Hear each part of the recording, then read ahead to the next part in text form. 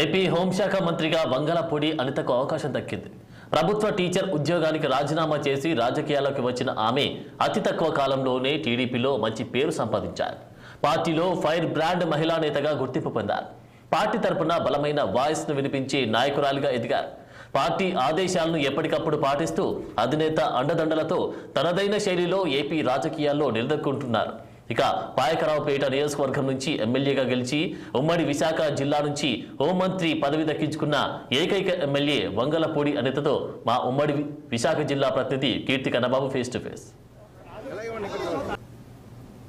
నుంచి రాష్ట్ర మహిళా అధ్యక్షురాలుగా ఎదుగుతూనే కాకుండా ప్రస్తుతం ఆంధ్రప్రదేశ్కి హోంమంత్రిగా అయినటువంటి వంగలపూడి అనిత గారితో ఉన్నాం. ప్రస్తుతం ఆవిడ మాటలో కొన్ని విషయాలు అడిగి తెలుసుకునే ప్రయత్నం చేద్దాం. మేడం నమస్తే అండి.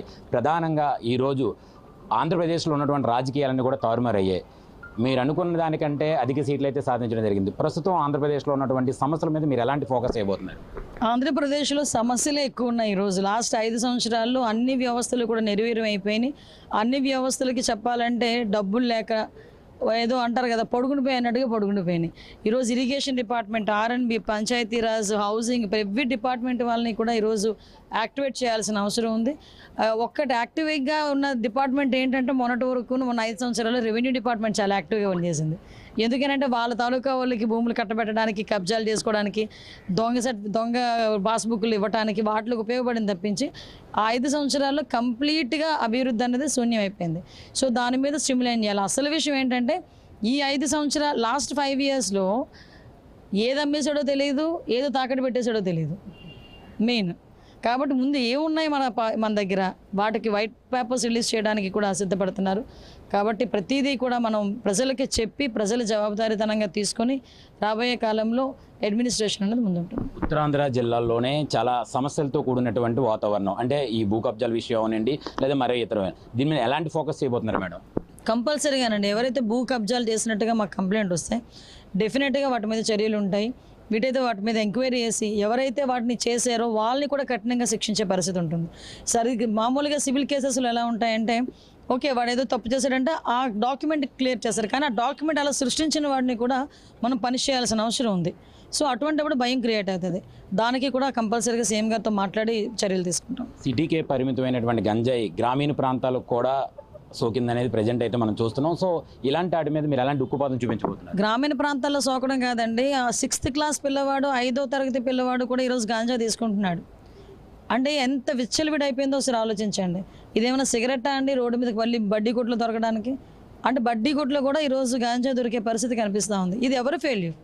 నేను ఏమంటానంటే కంప్లీట్గా దీన్ని పోలీస్ డిపార్ట్మెంట్ మీద పెట్టను, కంప్లీట్గా పొలిటికల్ లీడర్స్ మీద కూడా జనాల మీద కూడా పెట్టట్లే. అంటే మీరు పొలిటికల్ లీడర్స్ ఆపుతున్నారని మీరు ఆపుతున్నారా, లేకపోతే మీరు ఇంటెన్షనల్గా ఆపుతున్నారా? దీనికి సమాధానం చెప్పాలి.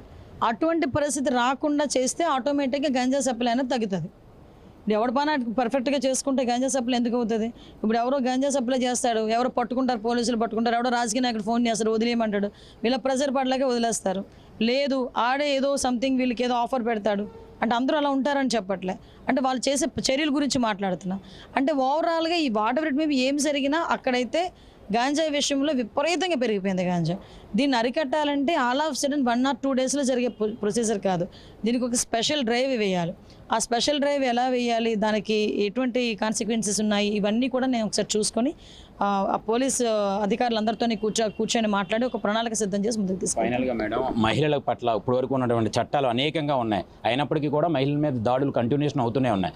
సో మీరు వచ్చిన తర్వాత మీ ప్రభుత్వంలో ఎలాంటి చట్టాలు కొత్త చట్టాలు తీసుకొచ్చే అవకాశం ఉందా, లేకపోతే ఉన్న చట్టాలను కంటిన్యూషన్ చేస్తూ ఉన్న చట్టాలని స్ట్రెంగ్తెన్ చేసుకోగలిగితే సరిపోద్దండి.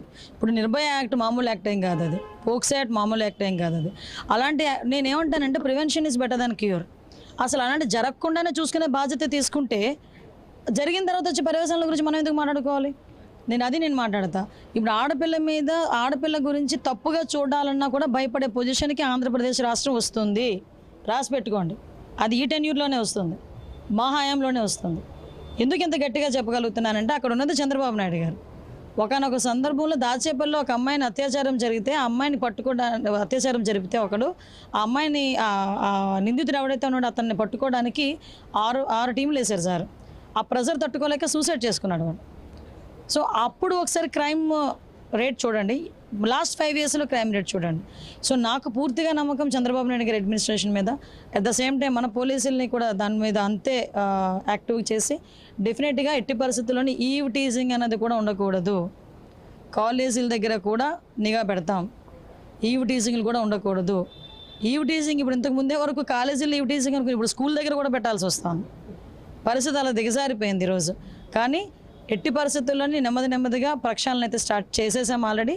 ముందు జరుగుతుంది. Thank you. చూడొచ్చు, మొత్తానికి రాష్ట్రంలో ఉన్నటువంటి అనేక సమస్యలపై అయితే ఇప్పటికే దృష్టి పెట్టడం జరుగుతుంది. అదేవిధంగా చూసుకుంటే ఏదైతే గంజాయి నగరంగా పేరు పొందినటువంటి లేదా గంజాయి రాష్ట్రంగా ఉన్నటువంటి ఆంధ్రాకి సంబంధించినటువంటి ఏజెన్సీ ప్రాంతాల్లో ఏవైతే ఉంటాయో వాటన్నిటికీ సంబంధించినట్ల మీద స్పెషల్ ఫోకస్ చేయడం జరుగుతుంది. అలాగే మహిళలకు కూడా అనేక మంచి చట్టాలు తీసుకురావడం, ఆ చట్టాలు ఉన్నటువంటి చట్టాల్లోనే కొంత పటిష్టమైనటువంటి కసరత్తు చేసి మహిళలు ఎవరికి కూడా ఎటువంటి అఘాయిత్యాలు, ఎటువంటి అసాంఘిక కార్యకలాపాలకు జరగకుండా చూసేందుకు గట్టి ప్రయత్నం చేస్తామంటూ కూడా చెప్పడం జరిగింది. కెమెరామ్యాన్ గణేష్తో కన్నబాబు, విశాఖపట్నం నుంచి.